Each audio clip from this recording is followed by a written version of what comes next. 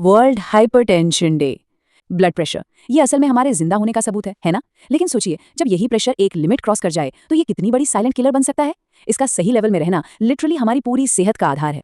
अब इस टेबल में जो सबसे इंटरेस्टिंग चीज है वो है ये बीच वाली स्टेज, प्री हाइपरटेंशन। जब रीडिंग 121 और 139 के बीच होती है ना, तो 50% से ज्यादा रिस्क होता है कि ये फुल ब्लोन हाई बीपी में बदल जाए। लेकिन गुड न्यूज ये है कि इसे पूरी तरह रिवर्स किया जा सकता है, सिर्फ वजन, नमक और डाइट कंट्रोल करके। हाँ, अगर ये 140-90 के पार लगातार 2-3 दिन बना रहे तब मेडिकल हेल्प और दवाइयों की जरूरत पक्की हो जाती है। अच्छा, कई बार ऐसा होता है कि घर पर तो बीपी बिल्कुल नॉर्मल है, लेकिन डॉक्टर की क्लिनिक पहुंचते ही वो अचानक शूट अप कर जाता है। इसे व्हाइट कोट हाइपरटेंशन कहते हैं। जैसे व्हाइट कोट देखते ही शरीर एग्जाम वाले स्ट्रेस में आ गया हो। ऐसे कंफ्यूजन वाले केसेस में एबीपीएम यानी ambulatory blood pressure monitoring machine बहुत काम आती है। इसे 24 से 48 घंटे पहनना होता है, जिससे शरीर की 2400 घंटे की एकदम एक्यूरेट और रियल पिक्चर सामने आ जाती है। तो ये तो हुए नंबर्स। अब बढ़ते हैं सेक्शन 2 की तरफ, टाइप्स और इसके छुपे हुए कारण। आखिर ये प्रेशर बढ़ता क्यों है?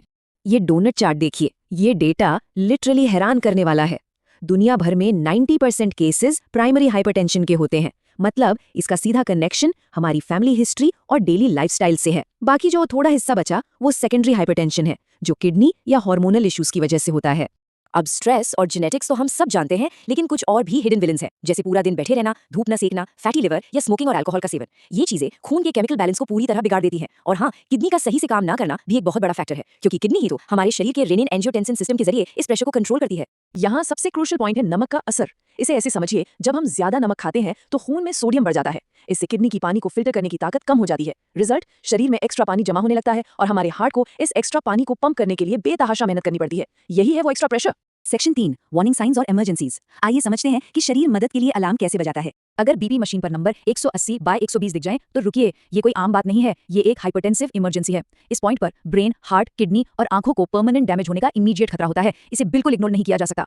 देखिए, कानों में सनसनाहट, सिर भारी होना या बिना बात के अचानक बहुत तेज गुस्सा आना, ये तो अर्ली वार्निंग्स हैं। लेकिन अगर अचानक से भयानक सिर दर्द हो, सीने में दर्द उठे, सांस फूलने लगे, आंखों के सामने धुंधलापन छा जाए या शरीर के किसी हिस्से में शून्यपन यानी लकवा जैसा फील हो, तो ये खतरे की घंटी है। इसमें बिना एक सेकंड सोचे मेडिकल हेल्प लेनी चाहिए। Section 4, low blood pressure. अब तक हमने हाई बीपी की बात की, लेकिन प्रेशर का अचानक गिरना भी कम खतरनाक नहीं है। वैसे अगर बीपी नेचुरली 120/80 से थोड़ा नीचे रहता है और कोई दिक्कत नहीं हो रही तो एकदम फाइन है। पर प्रॉब्लम तब है जब रीडिंग 90/60 से भी नीचे चली जाए और साथ में भयंकर चक्कर आने लगे। ये हाइपोटेंशन का साफ अलर्ट है।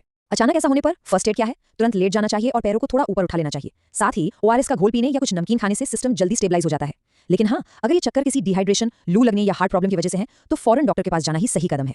सेक्शन 5, लाइफस्टाइल और प्रिवेंशन। चलिए अब देखते हैं कि इन सब पर कंट्रोल कैसे वापस पाया जाए। इसे मैनेज करना कोई रॉकेट साइंस नहीं है। रोज 30 मिनट की वॉक, थोड़ी मसल बिल्डिंग एक्सरसाइज या योग बहुत इफेक्टिव है। एक और जरूरी बात, पेट की चर्बी कम रखने से हार्ट पर प्रेशर काफी कम होता है। और स्ट्रेस के लिए बस रोज 10-15 मिनट का मेडिटेशन। ये छोटी सी आदत पॉजिटिविटी बढ़ाती है और ब्लड प्रेशर को एकदम बैलेंस रखती है। और हाँ, कैफीन को लेकर एक बहुत ही इंटरेस्टिंग रूल है। चाय में टैनिन और कैफीन दोनों होते हैं और कॉफी में pure caffeine.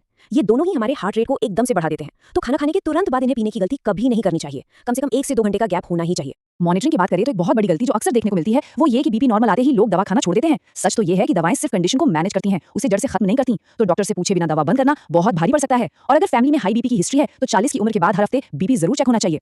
Finally section 6, dietary guidelines. हमारे कार्डियोवैस्कुलर सिस्टम को सही फ्यूल देना। डाइट में क्या लेना है और क्या नहीं, ये बैलेंस बहुत क्रूशियल है। जैसे मैग्नीशियम से भरपूर चीजें, अलसी और कद्दू के बीज या हरी पत्तेदार सब्जियां, ये शरीर में एक नेचुरल एंटी डिप्रेसेंट की तरह काम करती हैं। वहीं दूसरी तरफ पैकेट वाले प्रोसेस फूड्स, ऊपर से डाला गया कच्चा नमक और रिफाइंड ऑयल, ये सीधे हमारी किडनी की काम करने की क्षमता पर हमला करते हैं। इनसे जितना दूर रहें उतना अच्छा। अगर कुछ हाईली रिकमेंडेड फूड्स की बात करें तो पुराने चावल, ब्लैक राइस, मूंग दाल और कुल्थी दाल का पानी बहुत फायदेमंद है। इसके अलावा लौकी या पेठा, आम, अनार, छाछ, गाय का घी, बादाम और अखरोट, ये सब मिलकर हाइपरटेंशन के खिलाफ एक बहुत ही सॉलिड डिफेंस सिस्टम बनाते हैं।